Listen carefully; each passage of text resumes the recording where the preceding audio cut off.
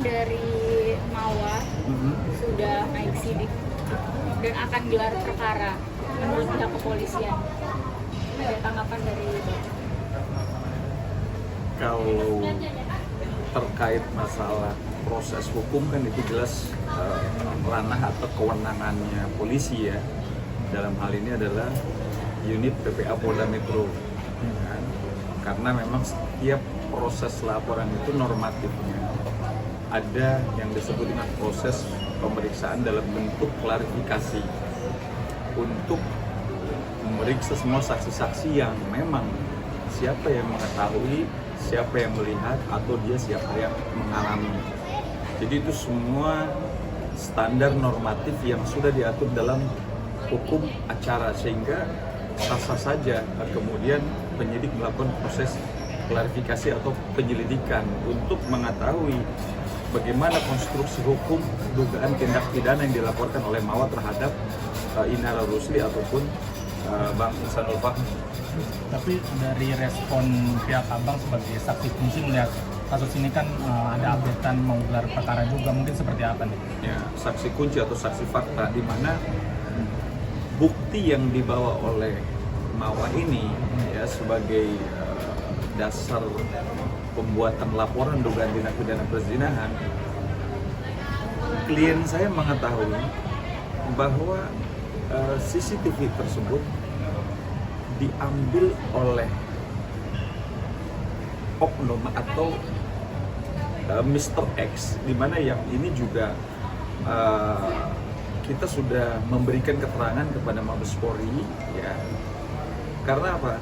Karena CCTV yang dipakai jadi barang bukti ya, itu merupakan bukti yang diambil secara tidak ilegal ya, bukan bukti yang legal gitu.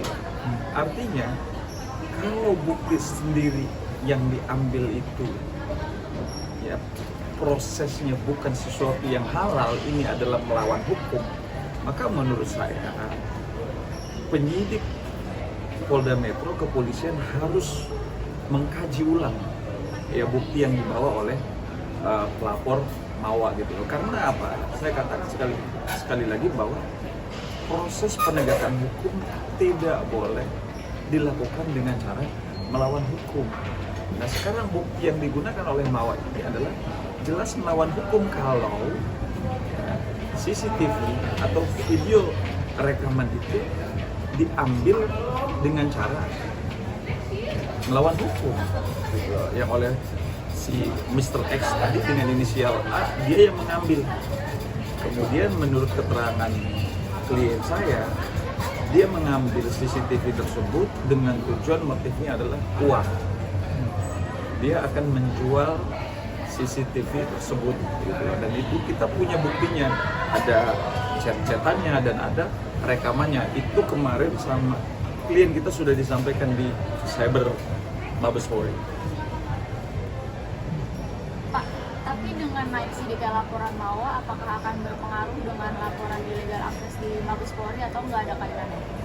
Oke, kalaupun nanti misalkan, kalau setahu saya sampai sejauh ini proses yang dilaporkan oleh Mawa itu masih status dalam konteks klarifikasi atau penyelidikan. Mereka baru mau gelar perkara, penyidik baru mau melakukan gelar perkara.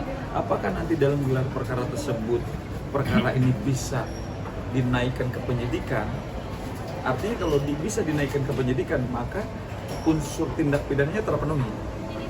Tetapi sebaliknya, jika setelah dilakukan gelar perkara ternyata unsurnya tidak terpenuhi, maka perkara ini tidak akan lanjut kepada proses penyidikan atau P21.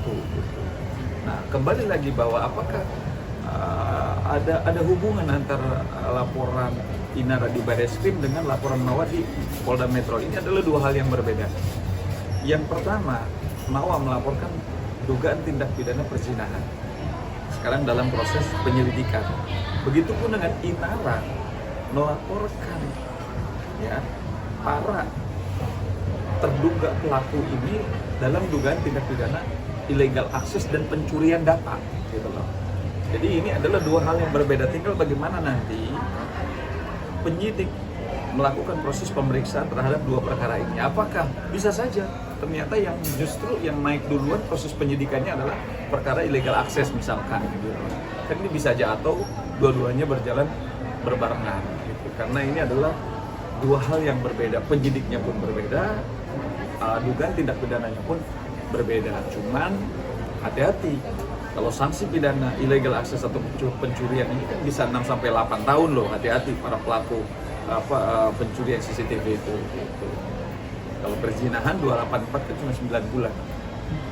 Tapi perihal Pihak saya menilai kalau memang grup itu mereka ada, kan berarti apa yang saya pikirkan sebagai kuasa hukum saksi fakta atau saksi kunci betul, berarti ada komplotan atau kelompok. Jadi tidak berdiri sendiri nih Mawa ini. Ada aktor yang mengendalikan. Mungkin mereka sudah membuat grup. Karena di grup itu selalu ada kata-kata kemarin yang Insanul sampaikan kepada saya, mereka jelas, wah ini bisa jadi uang nih gitu. Artinya di situ motifnya, tendensinya adalah uang. Ya kan? Berarti kasusnya Insanul sama Inara Rusli ini digoreng oleh mereka supaya ini akan menjadi masalah besar media sosial. Mereka kemudian ini bisa making money gitu loh, bisa mendapatkan cuan dari terus memberitakan persoalan Insanul dan Inara yang lagi sekarang dilaporkan di Polda Metro. Pak, kalau nanti laporannya mau misalnya naik kan statusnya Inara apa seperti apa? Apakah pernikahan istrinya itu tidak sah atau seperti apa sih Pak? Kalau kayak gitu nantinya, kalau ternyata misalnya Pak terbukti gitu. Ya, oke.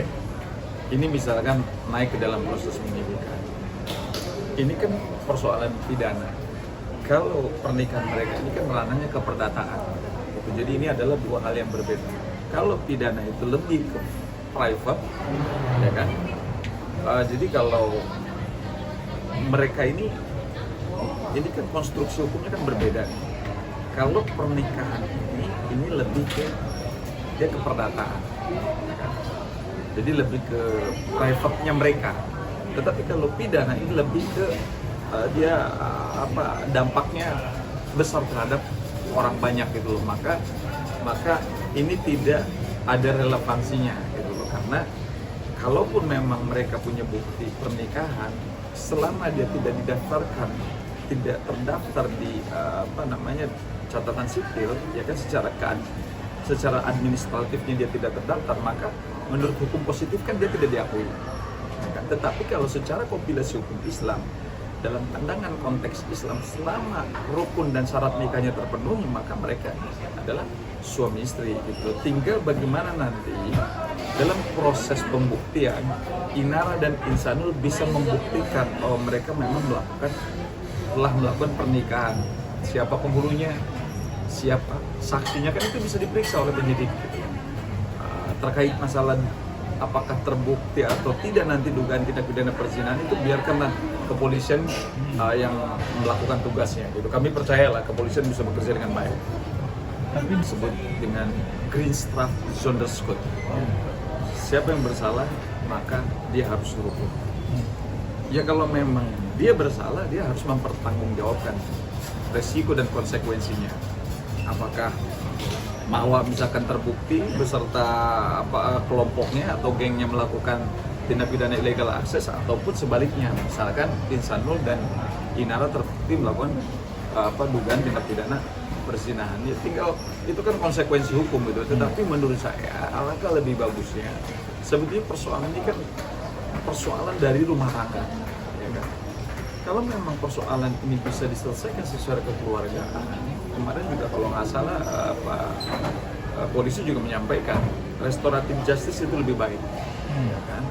Daripada persoalan ini melebar kemana-mana. Banyak hal yang harus dipikirkan oleh kepolisian untuk mengungkap kasus-kasus besar dibanding kasus seperti ini, kasus rumah tangga. Seperti yang Insanul juga kemarin sampaikan, ada benernya juga gitu loh. Polisi banyak tugas yang harus dia lakukan gitu, kasus-kasus besar, korupsi, narkoba gitu. Apa yang harus ngurusin kasus yang seperti ini. Jadi kalau memang bisa dilakukan dengan cara perdamaian atau restoratif justice, itu lebih baik. ya kalau memang para pihak sepakat, apakah itu Mawa ataupun Insanul. Kemarin disampaikan kepada saya bahwa Bang Insanul sudah mencoba terus komunikasi dengan Mbak Mawa, gitu. Dia berusaha untuk menyampaikan sesuatu yang positif lah, bagaimana terkait masalah proses laporan di Polda maupun laporan di Mabes Polri.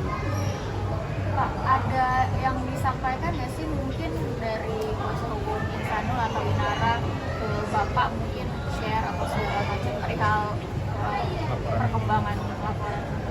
Ya memang terakhir kemarin kita komunikasi di Barreskrim karena memang kita berbarengan, saya mendampingi saksi fakta dan mereka juga mendampingi Insanul sama Inara. Jadi ya harapannya mereka bisa menyelesaikan persoalan ini secara restoratif justice.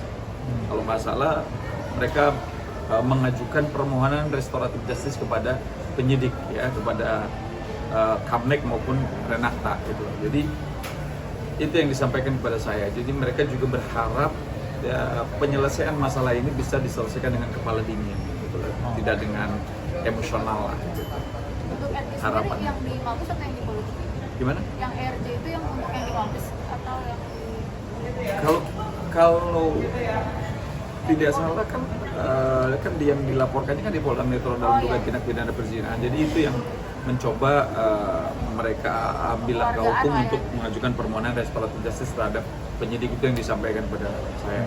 Kalau saya nanti hari Senin tetap mendampingi saksi fakta karena penyidik masih menggali keterangan-keterangan siapakah aktor intelektual dari penyebaran CCTV dan pengambilan CCTV atau pencurian CCTV itu lagi dikembangkan, lagi digali. Apakah ada aktor intelektual yang mengendalikan si Mr. A, kemudian akhirnya bisa jatuh ke tangan Mawa gitu, sehingga dari sinilah muncul persoalan dugaan tindak pidana perzinahan. Karena kalau ini tidak ada faktor X yang mencuri tadi atau menyebar CCTV, maka dugaan tindak pidana perzinahan ini juga tidak ada gitu, karena buktinya bukti yang sama.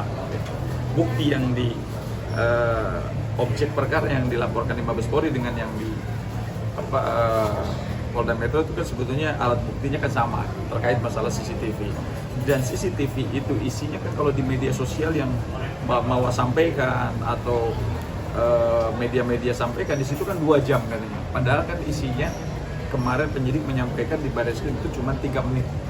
Jadi banyak yang sudah dirubah, ditambah gitu kan, seolah-olah itu dibuat aslinya adalah 2 jam padahal cuma 3 menit. Ini juga yang dari Mbak Inara dan Bang Insanul juga tidak terima gitu loh. Di sini udah ada manipulatif lah ya gitu. Pak, tapi ada alasan mungkin yang disampaikan oleh kuasa hukum Inara, kenapa saat ini Inara mungkin memilih diam? Ya, saya pikir kan itu juga bisa menjadi merenung ya. Gitu. Jadi mereka mungkin karena sudah beritikat coba untuk membuat permohonan restoratif justice juga ya, dengan harapan ya mungkin saya lihat Mbak Mawa juga udah nggak banyak bicara sekarang, Inara juga udah nggak banyak bicara, ya kan? Ya mungkin ini salah satu tanda bahwa mereka masing-masing lagi introspeksi diri, ya kan? Mudah-mudahan setelah mereka introspeksi diri, mereka dapat petunjuk, ya artinya ya mungkin coba bisa sama-sama menyelesaikan persoalan ini dengan kepala dingin. Apa yang membuat Mawa menyampaikan dia komunikasi, kalau nggak salah kan Mbak Mawa kan ada di Jakarta gitu, dia coba untuk komunikasi mau ketemu dengan Mbak Mawa, tapi ya masih dalam proses lah gitu, belum terrealisasi gitu. Ya kita doakan saja lah mereka bisa menyelesaikan persoalan ini dengan baik-baik, karena kasihan juga udah punya anak kan. Oke?